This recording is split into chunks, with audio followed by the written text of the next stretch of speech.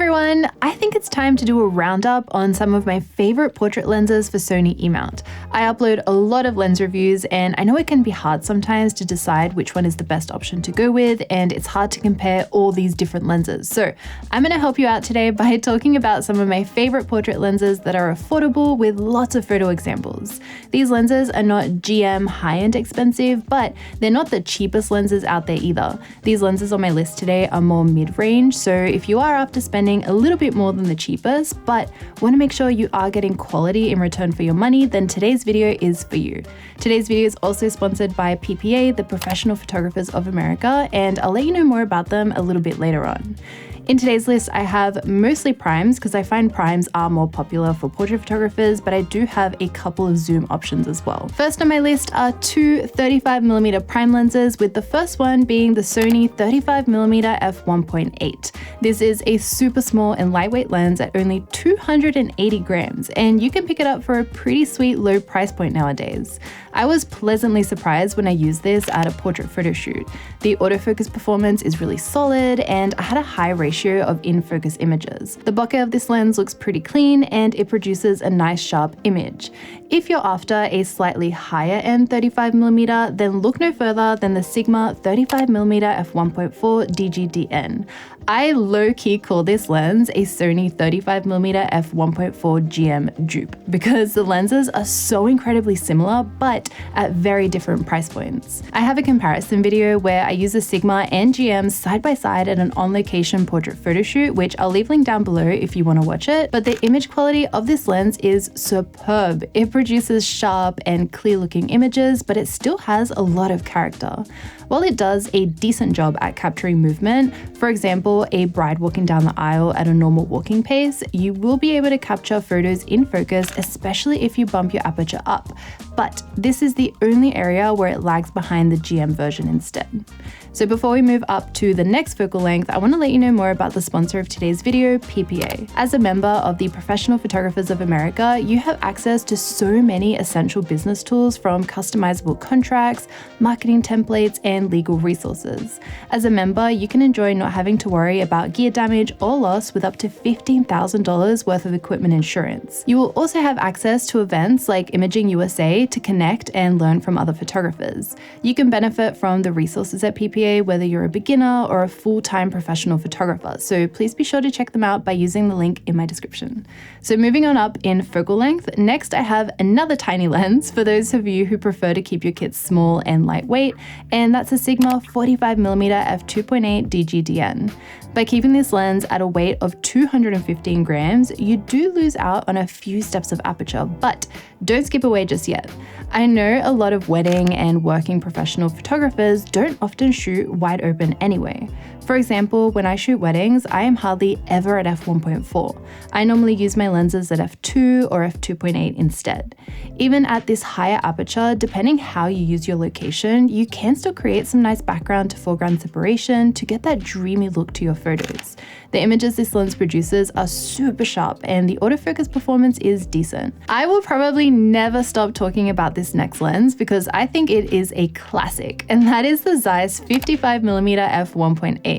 I do have two videos about this lens. One is a behind the scenes and the other is comparing it to the Zeiss 50mm f1.4. So I'll leave both those videos linked in the description if you want to watch and hear more of my opinions. But in short, I adore this lens. It's small and lightweight, and for the price, it produces beautiful photos. This lens has so much character, and I love the images I'm able to capture with it.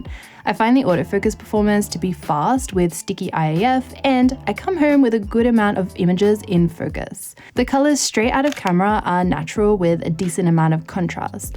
There are a couple of image quality issues with this lens, such as the chromatic aberration and the strong lens flare it can produce, but I think the overall character and look of this lens all but makes up for it. Next, I have another small lens, which is the Sigma 65mm f2 DGDN. This lens weighs 4 405 grams, so a little heavier than the 45mm I mentioned earlier. That's also part of the contemporary line, but overall, this is still what I consider a small and light lens, especially for portraits and professional work. Yet again, this lens performs really well out on location at a portrait photo shoot with autofocus. The majority of these lenses are up on this list of mine because I do like them and their performance. I had a high in-focus ratio for this lens and it produces very clear and sharp images.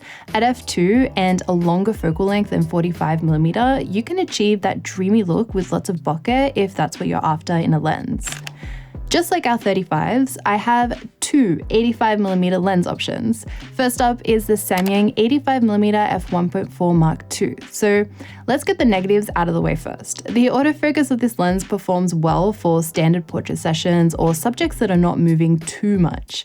For my portrait session where my subject was in the same spot, I had a large amount of photos with critical focus. However, I did notice AF was a bit slower to keep up when my subject started walking and moving around, and it would miss focus a bit more often. Again, if you want to see examples of any of these lenses, please make sure to check out my individual review videos about them, which I'll leave all linked down below. What this lens may lack in performance, it definitely makes up in character because wow, I love the photos that this lens produces. It's sharp enough to be able to bring out all the details in the frame while still looking flattering for portraits. The colors straight out of camera are nice and easy to work with, and this lens has such a beautiful lens flare that is so easy to creatively incorporate into your photos.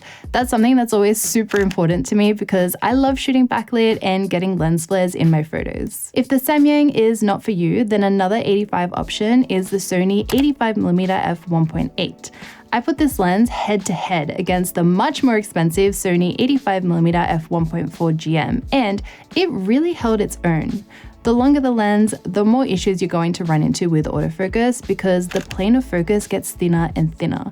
Similar to the Samyang, this 85mm performs extremely well with autofocus in the majority of situations, but does sometimes slip out of focus here and there with faster movement or in very strong backlight. Aside from that, it creates some stunning images that are sharp considering it's a more budget-friendly lens. The bokeh is clean and round, and I really like the out of focus fallout area. It looks very smooth. I have another Samyang on the list today, and this is probably the best lens they sell in my humble opinion. It's the Samyang 135mm f1.8. If you love creating dreamy photos, you love lots of bokeh and dramatic background to foreground separation, but you want to achieve that at a decent price, then this lens is for you. There are only some very slight differences in image quality between the Samyang and the much more expensive Sony 135 f1.8 GM lens, which is very impressive. Like most more affordable lenses, the place you will miss out on is in performance. While I am able to capture a set of images completely in focus on the GM with a moving subject, the Samyang version can miss a few more photos here and there in between.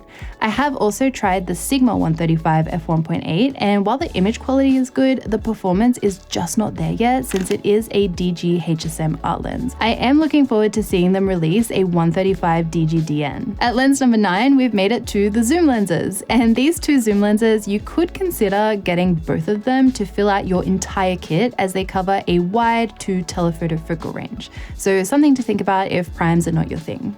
This next lens is the Tamron 28-75mm f2.8 G2. This lens is extremely easy to use for photography. It covers such a convenient focal range and weighs only 540 grams. This lens has great image quality with clean bokeh and barely any chromatic aberration. There are no strong distortions on the wider end and no dark vignetting from my personal experience with it. I was able to rely on it throughout the photo shoots I did with it and ended up with a high ratio of in-focus photos at the end of my photo sessions. Last but not least, I have the Tamron 70-180 f2.8 G2. This is such a fantastic lens option if all the 70-200s out there are too out of your price range. I was so impressed with the G1 version when I reviewed it many years ago, and the G2 also really blew me away. This is a wonderful lens option to have in your kit, and for portrait photography and weddings, I personally don't think you're missing out on too much with the last 20mm of the lens missing compared to a 70-200. This lens weighs 855 grams, which is quite lightweight for a telephoto zoom lens like this. I had an extremely high in-focus ratio for this photo shoot, which makes me believe this lens is definitely suitable for client work like weddings, for example, as you can rely on it to capture high quality images. The bokeh is super beautiful as well, which you are able to achieve a dreamy look like this at 2.8 since this is such a long lens. So that is all I have for today's video. Let me know in the comments if you think I missed out on any good affordable portrait lenses, and don't forget to check out PPA for equipment insurance, photography business resources, and more using the link in my description. Thank you so much for watching. I make new videos every single week, so I'll see you all next time. Bye.